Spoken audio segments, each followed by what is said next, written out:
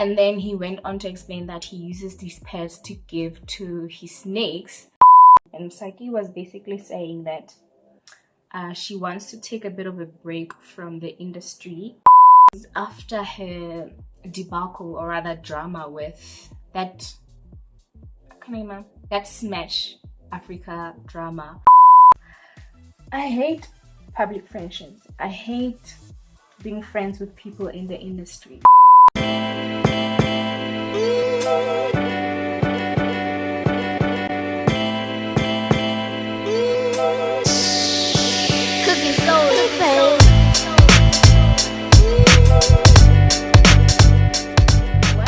Guys, welcome back to another video. Welcome back to my channel. If you're new, welcome. Hope you subscribe and join the beautiful family. And if you've been here before, thank you so much for continuous support. In today's video, I am going to be doing my makeup and talking about things that are on my mind, things that I've been seeing around, things that I've been observing, and things that I feel like I want to give my opinion on. So this has resulted in me coming up with a segment on this channel, and this segment is called A Glimpse of My Mind. This name came spontaneously. Really, I was sitting and then it just came up on my mind and I was like, that is a segment worth doing on this channel. So welcome to the first episode of A Glimpse of My Mind. This is basically where we talk about societal issues, things that are happening around us. It's kind of like a diary entry, if you can put it like that. So this is the first episode of that. So if you want to hear what I'm going to be talking about in this video, do stay tuned. And of course, I'm going to be beating up my face. I'm going to be keeping this look very, very simple. Without rambling a lot and making this intro too long, let us go straight into this video. But before we do, make sure that you give this video a thumbs up, subscribe to my channel, and if you're ready, I'm ready, go grab a drink. So without any further ado, let's get straight into the video. Okay, so we're gonna start off with my base. I'm gonna start off my makeup with a primer from Signature, and please don't mind I saw this mirror in my last video and I was like, ew, that looks gross, so please don't mind this mirror. I will buy a mirror. It's just that every single time I buy a mirror they break it. So I'm gonna just have my face a bit. And for foundation, because I said I'm going to be doing something really light, I'm going to be using this Scarlet Hill Flawless Concealer. It doesn't really have a shade name, but I feel like it's a medium toned concealer, so I'm going to use that as my base.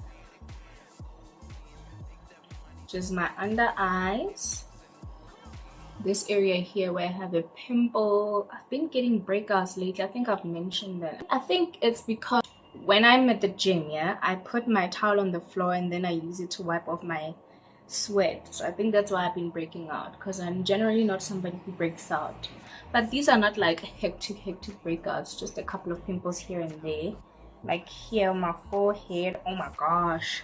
If you don't like these kind of topics, you can click off this video, but I feel like this is a very important thing to share because it literally shocked me when I saw this post. I woke up this morning and I went onto Instagram. I was scrolling through Instagram and I came across this very shocking post.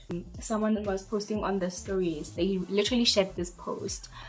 This post was talking about how us as ladies, we should be careful of where we dispose our used sanitary pads. Actually, this post was saying that we should be careful of where we throw away our sanitary pads. We should either burn them or wash the blood off of those sanitary pads. In this post, people were talking about how this person was like, I was working, she works at a salon, so this guy came, you know, it was around the time where she was going to close the salon. So this guy comes and then he asks for a haircut. Sharp.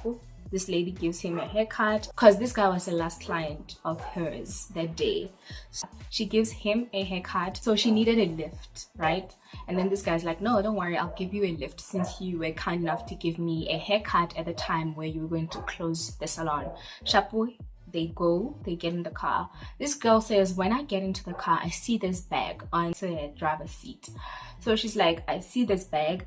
This bag is open, and when I look into this bag, I see, she didn't like intentionally look into the bag, but she caught a glimpse of the bag and she's like, she saw used sanitary pads in this guy's bag, and this guy's like, just put the bag at the back of the car, in the car seat at the back. And then this guy goes on to say, don't be afraid when you see these type of things. This is how I make my money. This is how I make sure that I stay rich and I stay well off and I live my soft life. And then he went on to explain that he uses these pads to give to his snakes, that he, you know, Utwala, right? The concept of Utwala, to basically have snakes in your house that you feed, and then these snakes, apparently they give you like money. I'm sure like you've heard of this. So it was literally shocking to me that people even do that. I know the concept of Utwala, people sacrificing other people for money and whatnot, but I didn't know that they could also do this hideous thing where they take people's sanitary pads and they use them to feed these things sabona. And you know, it's a very devious and appalling concept, if you ask me, because why would you do that? It's very sad, because now apparently the blessings that you were supposed to receive go to other people. You get what I mean? So I was appalled to hear of this concept. And I quickly remembered that there was a girl in high school whom I used to be in class with, and it was a long time ago. She was like, now I wash my sanitary pads before I throw them away. And I was like, why? She's like, there's witchcraft out there. People use sanitary pads for witchcraft purposes. And at the time I couldn't believe it, because I didn't believe like there could be such a thing, you know. It was news to me, so I felt like, ugh, it can't be. Like, how do you do that, you know?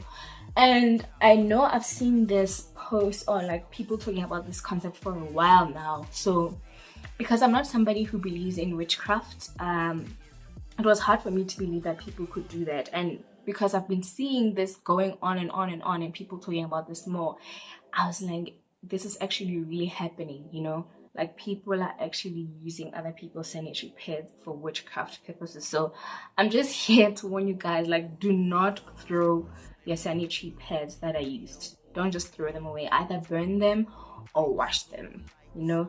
They even went as far as saying, when you see street kids going into dustbins and looking for stuff in the dustbin, they're not only looking for food in the dustbin, like they are also looking for used sanitary pads. They're being recruited by these people to look for sanitary pads for them and give them the sanitary pads to them so that they can use them in exchange for money, of course, because these people are hungry. They'll do anything for their next meal. So it's crazy to me that people actually do this. Other people go as far as asking people directly, like going to you as a girl directly to ask you for your used sanitary pads so that they can use them. I'm like, that's crazy. Another woman commented and said she works at a hospital as a cleaner. She works in the maternity ward. Obviously, there's a lot of bleeding going on. You are constantly changing maternity pads, right? So when these cleaners go and throw them out, some people just take all of those pads and then they go use them. That's crazy to me. That's insane. Like, people do that. It's crazy. I can't believe it. So I'm just here to warn you guys and say, you know what, be careful. Be careful where you dispose your sanitary pads, because people are out here doing malicious and crazy stuff. I was watching Podcasting Chill the other day, and they were interviewing Msaki.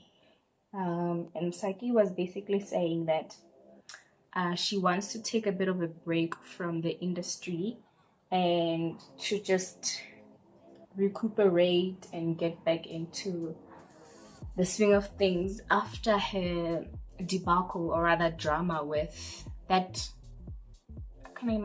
Smash Africa drama. If you don't know, apparently allegedly Smash's marriage has come to an end, or is coming to an end. I'm not really sure, because I don't like follow celebrities like that. So apparently his marriage has come to an end, and people are saying it's Msaki's fault, because apparently there's something going on between Smash and Msaki, allegedly. So she was basically saying how much this has affected her, to a point where she's now decided to take a break from the industry and or from being in the public eye and just go back home and just kind of reboot basically. And I was like, it's kind of sad how this is now happening to her, and she's the one who has fallen victim of this, because now everybody is crucifying her as if she's the one who, you know, who caused, because they're now calling her a homewrecker and stuff. And I'm like, it's not fair. It's not fair, because even if she had an affair with Smash, why are they now saying it's her who caused their marriage to end? Because I feel like you can't keep a man. Like, if a man wants to leave, you can't keep him. If a man wants to go, he will go, baby. Like, if he doesn't want to stay with you anymore or be in this marriage anymore, he will go, regardless of whether or not he's having an affair with someone else. And it's not the girl's problem if his marriage is ending, you know. And people should stop blaming other women who are having affairs with married men, that they're the ones who are breaking people's marriage. It's not always the case, you know. If a man wants to leave, he will leave, and that's the case with Smash. If that's the case that his marriage is coming to an end, that's because he wanted to leave. And she was mentioning how she did not want to be famous in the first place. She just loved music. It so happened that she became famous, and I'm like, it's so sad, you know, because she's genuinely talented, you know. And also she wants to do work behind the scenes. She wants to do music behind the scenes, and I'm like, that's crazy, because there are people who genuinely like us, like me for instance. I love her music and I want to see more of her, and it's sad that she's not gonna be doing that for a while just because of people who don't know the full story and are blaming her. You know what I mean? It's sad to say this. I hate it when, you know, people in the limelight are going through this, especially the ones who did not want to be popular in the first place. And it's sad that it comes with a territory, because that's exactly what it is. It comes with a territory. I hate that, and I hate that for her, but I guess it is what it is.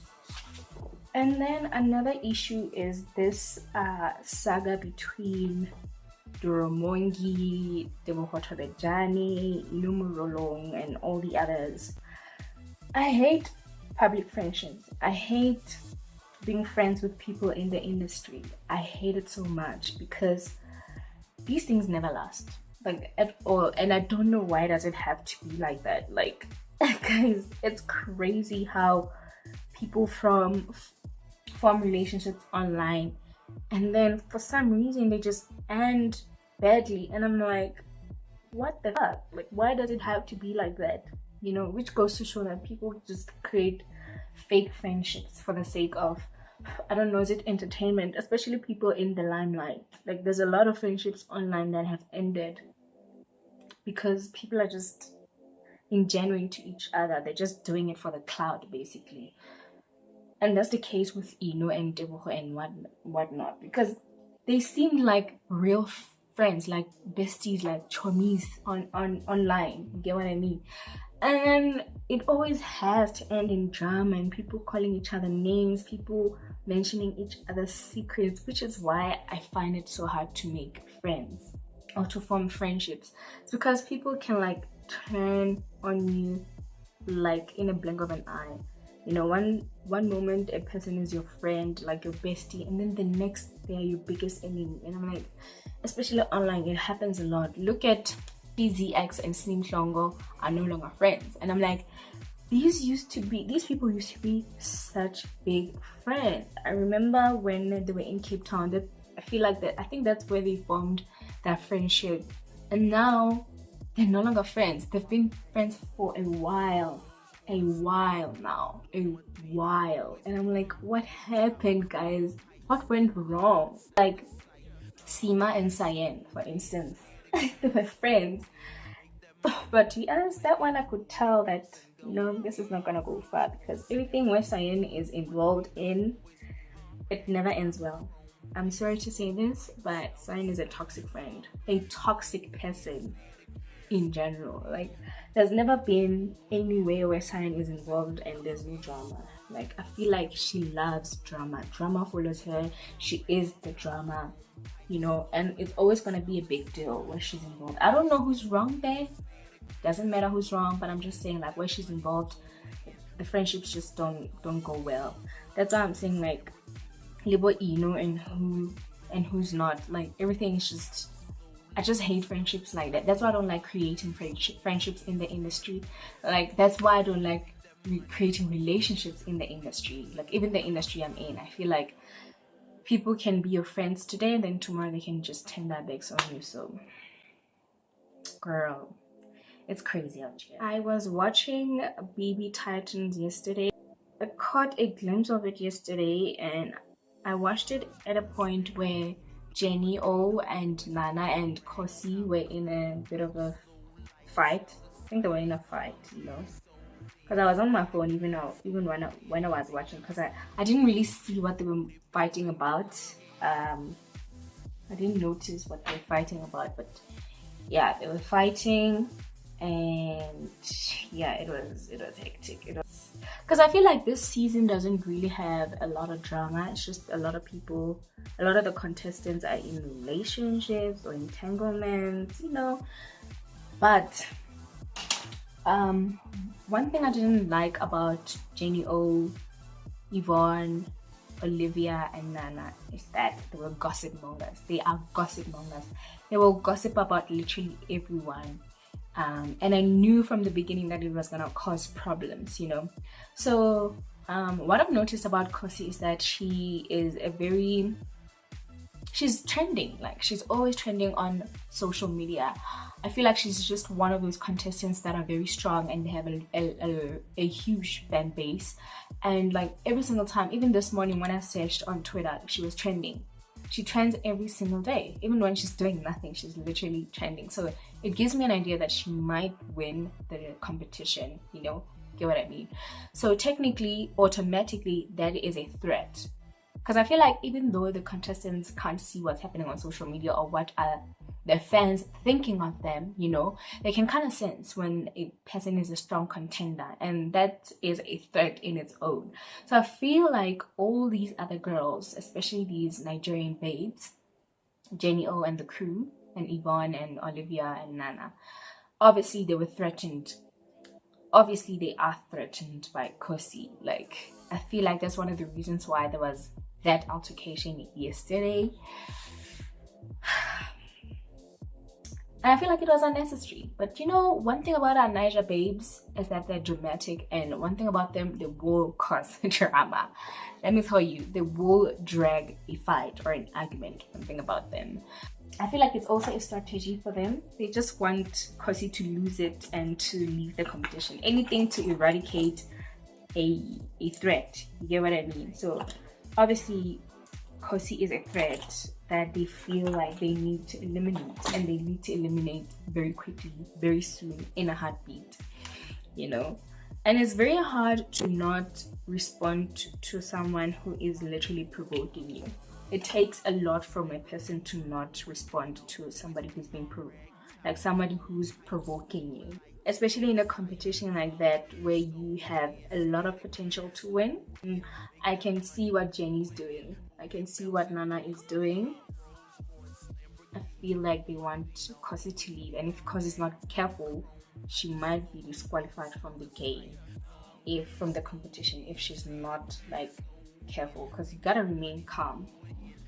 I know it's hard, but she's gonna have to remain calm. Oh, and then there's this issue that's stressing me out a bit. On Sunday we had a long day of shooting. We were broadcasting Max's funeral. We went in the morning to shoot his funeral, and on our way there we saw an accident, right? And then we obviously went to the funeral, and then around 12 we had to go shoot the ANC PEC Lekgotla thing. We went back to Bloem, and then on our way to Bloem there was another accident. And then sharp we shoot the Lekgotla thing, we go back to Botshabelo to shoot the after tears of the funeral. When I tell you there was an accident, you will not believe. Like there was another accident even when we came back to Bloem again, because we traveled 4 times that day, like a lot of times. When we came back to Bloem, another accident, you guys. You will not believe. It's stressing me out how many accidents are there on the N1 every single day. And I'm like, is the road the problem, or does the problem come from drivers? Because I don't understand, why are there so many accidents in one day? Like, guys, please be careful when you drive. I'm even starting to question if I really want to be a driver, if I want to drive, because it goes to show that it's so simple and so easy to get an accident on these roads if you're not careful. Because even that funeral I'm talking about, that person died because of an accident. And it was not even on the N1, it was inside Battalion. Can you believe it? A couple of weeks ago, I think it was 2 weeks ago, if not, yeah, I think 2 weeks ago, there was that saga of that police lady, I think she was a police officer, who apparently had sex with her son. And a lot of people would, you know, it's easy for people to comment anything, it's fine, but you can learn a lot of things from these kind of stories, you know. They said she slept with her son because a Nigerian person who claimed to be a prophet or a traditional healer or whatever said that she is cursed, and in order for her to lift the curse, she will need to sleep with her son and stuff like that, you know what I mean? And then she, apparently that guy told her to perform the act, like have sexual intercourse with the son, and then send a video. And then apparently that woman did that, and then this guy threatened her for money, and said if she doesn't like give her this X amount of money, she's going to release the video. And apparently that's what happened. That's why everybody saw the video.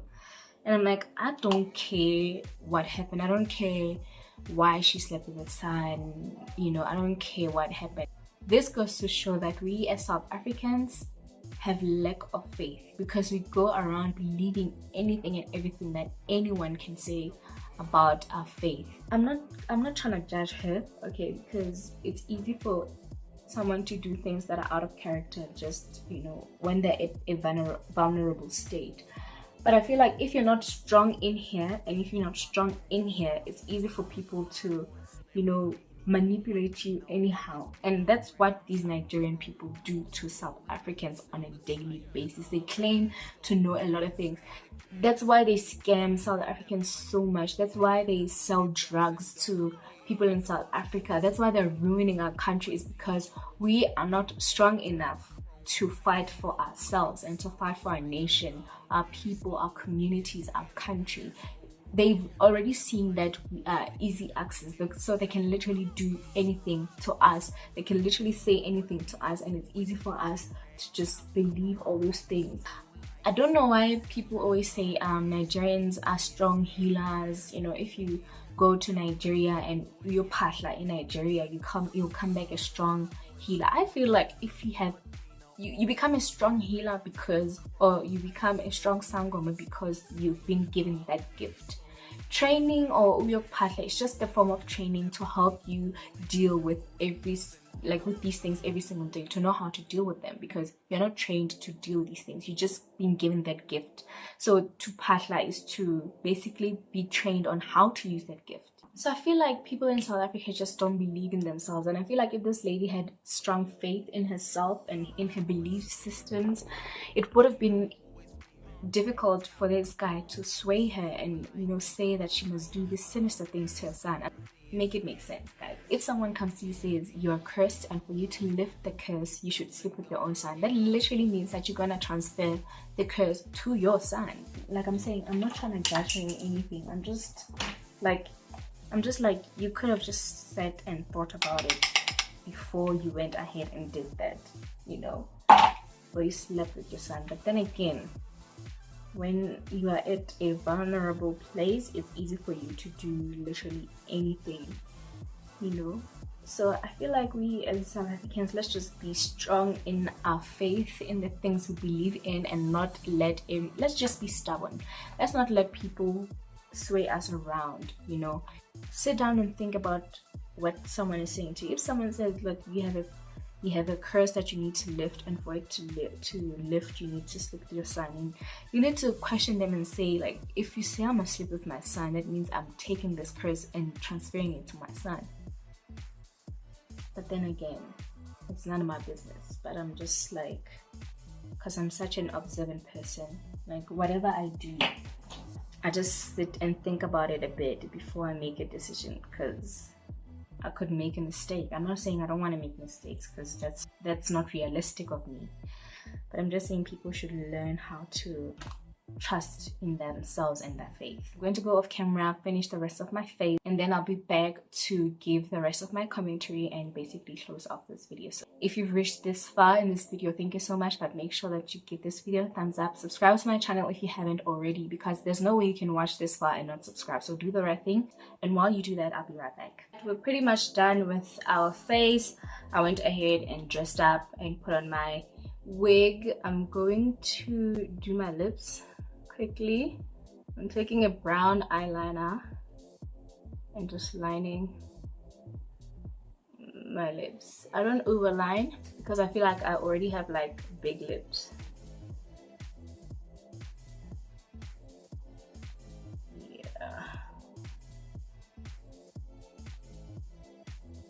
And then I'm gonna take this MAC lipstick in the shade Sea Sheer. I've been using this for the longest time. I love it so much. And then I'm gonna just apply that all over my lips, because my makeup is quite neutral, so I'm adding a bit of color with the lipstick.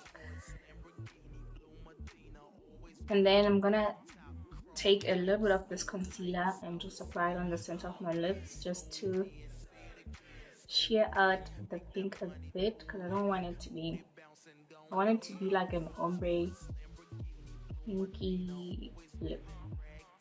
You guys, so this is how this look came out. I'm not really feeling the lashes because these are not typically the kind of lashes I would wear.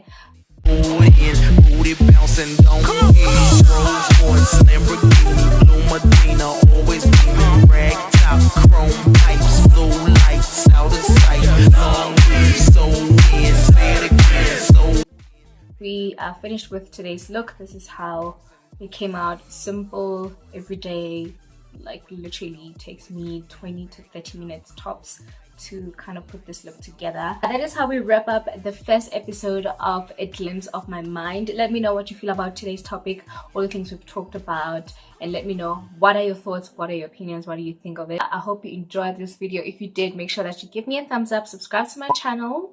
If you haven't already, follow me on the grams, the links are down below. Otherwise, I'll see you guys in another episode of A Glimpse of My Mind. Until then, stay safe. Medina, always beaming, rag top, chrome pipes, blue lights out of sight. Long weed, so thin, say it again.